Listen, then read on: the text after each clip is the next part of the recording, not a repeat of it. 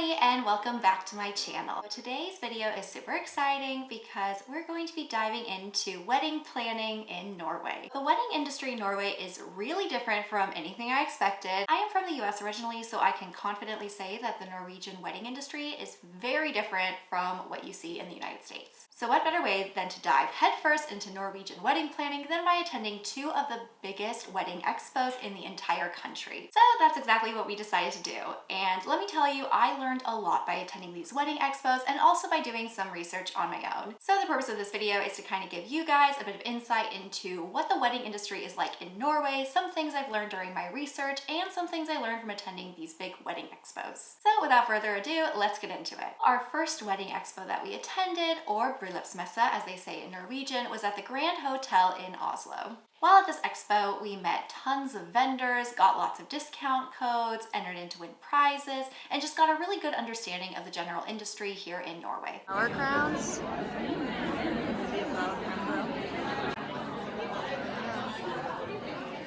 Not only that, but we even got to see some of the latest wedding dress fashions in a beautiful fashion show organized by the bryllupsmesse.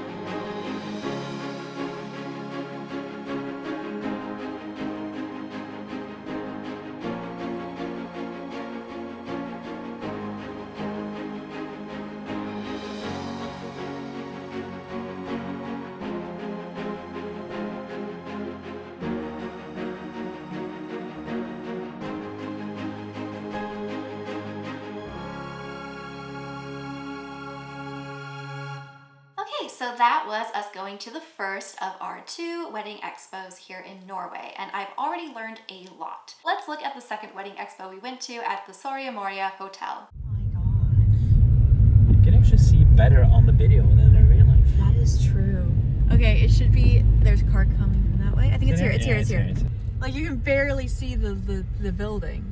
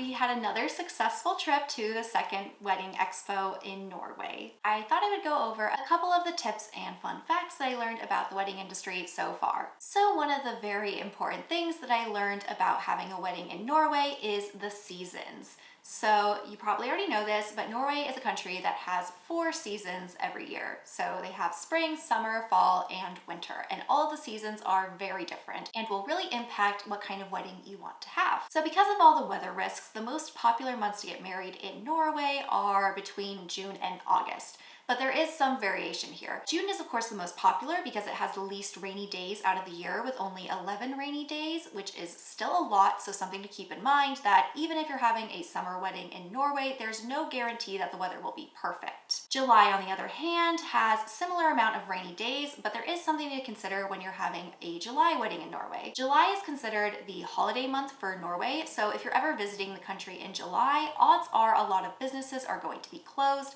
because people are away on vacation. Not only that, but if you're going to be having Norwegian guests at your wedding, July is a good month to avoid because a lot of people will have already made vacation plans for this entire month, and it can be difficult to get a hold of them for them to attend your event. So this leaves many couples with either June or August as the ideal months to host their event. Of course, you can have spring weddings, fall weddings, or even winter weddings in Norway, although keep in mind that in the springtime and in the fall, it does get a lot more rainy, there is a lot more wind to consider, and the temperatures are about 10 degrees Celsius on the warmer days or 50 degrees Fahrenheit. But if you don't want to wait too long to plan your wedding, it is a good idea to consider either a spring or fall wedding, especially in the early days of September. You can still get some of that good summer weather a lot of the time, because when we were touring wedding venues here in Norway, we realized that even a year in advance, all of the summer weekends were already booked up because there is this seasonality effect and there's only so many weekends that you can get in June or August in Norway. Now, this might lead to some other people wanting to have this magical winter wedding in Norway, which of course can be very beautiful,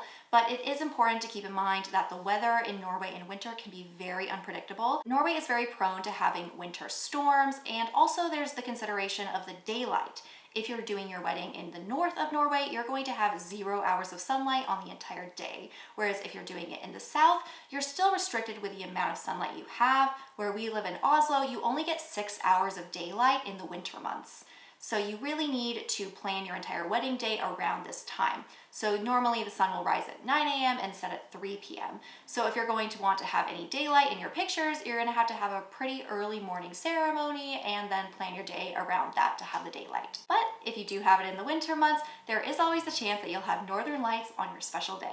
Another thing that I learned about getting married in Norway is the legality aspects of marriage in Norway. So there's 3 ways that you can get legally married in Norway. You can either have it done at City Hall, you can get it done in a church by a priest, or you can have a humanist wedding, which is what you see when people are doing outdoor ceremonies or non-religious wedding ceremonies in a place other than City Hall. Another thing about getting legally married in Norway is that you don't need to be a Norwegian citizen to get married in Norway. You just need to have legal stay in the country. So this also doesn't mean you have to be a permanent resident of the country to get married here. You just need to be legal while you're in the country. So for example, this could apply to people coming in on a visitor's visa, just getting married and then being on your merry way. And of course, there's always going to be some fees if you want to get married in Norway, either paid to the City Hall or paid to the priest or humanist officiant. When we were touring the wedding expos, one thing I noticed was how many barn wedding venues were advertising themselves at the wedding expos. So we have actually already decided on our venue, but it was really surprising to see just how many barns and farmsteads had been transformed into these all-inclusive wedding venues. I think it might just be the style of weddings here in Norway is a bit more on the rustic side,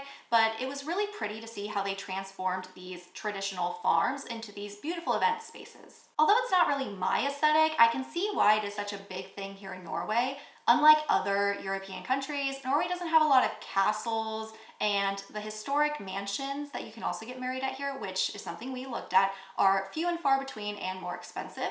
So the natural thing to do is to utilize these already existing farmsteads and transform them into beautiful event spaces. And that is exactly what we've seen done in Norway. While we were at the Wedding Expo, we also got to see the wedding dress fashion show, which was definitely the highlight in my opinion. but this really opened my eyes into the different kinds of fashions that are popular in Norway at the moment. And something I noticed right away was how popular it was to have sleeves on your dresses, and also for the dresses to be more on the conservative side. So I think there can be a lot of reasons why this is the fashion at the moment. It could just be a general global fashion trend, but something I noticed is that statistically, women get married a lot later in life in Norway than in other countries. I think it's that women get married in their early 30s, whereas other places you could be in your mid to late 20s when you're getting married. So maybe this demographic of people is causing the dresses to be a bit more on the conservative side. Just a hypothesis of mine. And while not in this wedding expo, at the other wedding expo, we also got to see some beautiful traditional bunads on display during the fashion show. It is something to consider, and some people do wear it if they want to have a very traditional Norwegian wedding. You can see both the bride and groom wearing their bunads, and it can be a very beautiful sight. Another thing I really remarked when we were doing the wedding expo tours was just how expensive everything is in Norway. Now, I know this isn't supposed to be much of a shock. Norway is an expensive country, but this really applies to the wedding industry in a way I never thought about. My impression of the US wedding industry is that you can find different levels of quality of services at different price levels. So you can find, let's say, a less experienced photographer for a lower price than a very experienced professional photographer at a higher price. There's something for all different types of budgets. But when you come to Norway, that's not really the case. I think it might be because everybody's salaries are more equal in Norway, whether you work minimum wage or are a doctor. There isn't as big of a wage gap in those incomes compared to places like the US. And because of that, I think the prices for the wedding industry have all kind of standardized themselves into a very small price range that is on the more expensive side. So for example, when you're looking at, let's say, hairstylists, in the US, I feel like you could find someone who's maybe done a couple weddings, and because of their lack of experience, they're on the cheaper side, whereas they have like a professional salon hairstylist company will be more expensive in the US. Whereas here in Norway, people who are freelance or inexperienced may cost exactly the same amount as someone who is coming from a very professional hair salon. You really can't find cheaper options or more expensive options, just everything is the same price here. And that makes it kind of difficult as a consumer, because even though people all earn similar salaries here, you still have people who are more well off and people who are less well off depending on their circumstances.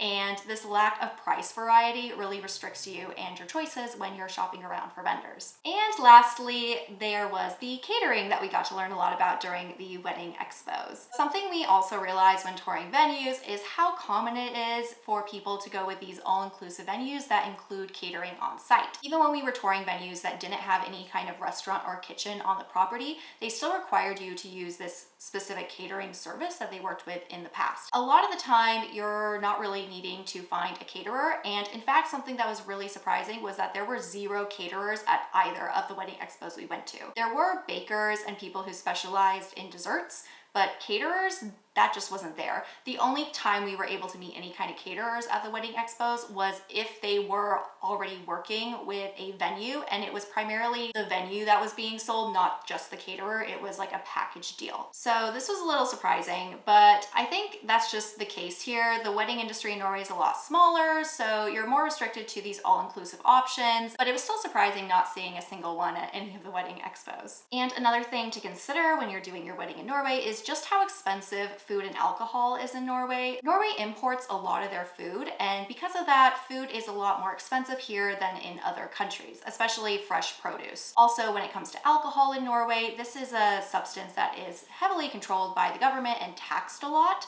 So there's these places called Vinmonopolet in Norway, which is literally translates to the wine monopoly. It is the only store in all of Norway where you are legally allowed to buy alcohol over a certain percentage. So you can still buy like ciders and beers at the grocery store, but any hard liquor or anything above a certain percentage has to be sold at the wine monopoly. It is heavily taxed, and because of that, alcohol is very expensive in Norway. So of course, all of this price from the alcohol and also from the food imports carries over into the catering services. But it does seem on the pricier side, but that's just Norway prices. So I think if you're having a wedding in Norway, you really need to consider the food and beverage cost, and it is going to be a lot higher here than in other countries in the world. I would say you want to probably reserve at least 50% of your budget to going just towards the food and alcohol at your event, just to account for this extra cost. I think comparing the two wedding expos, both had very similar vendors. They had all the same categories. Of course, there wasn't actually any overlap between the vendors that we saw,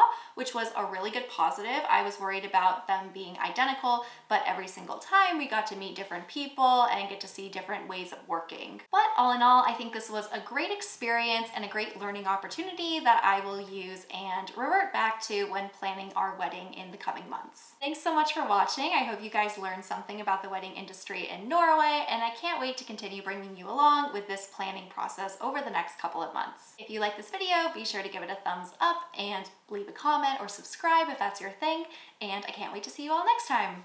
Bye guys!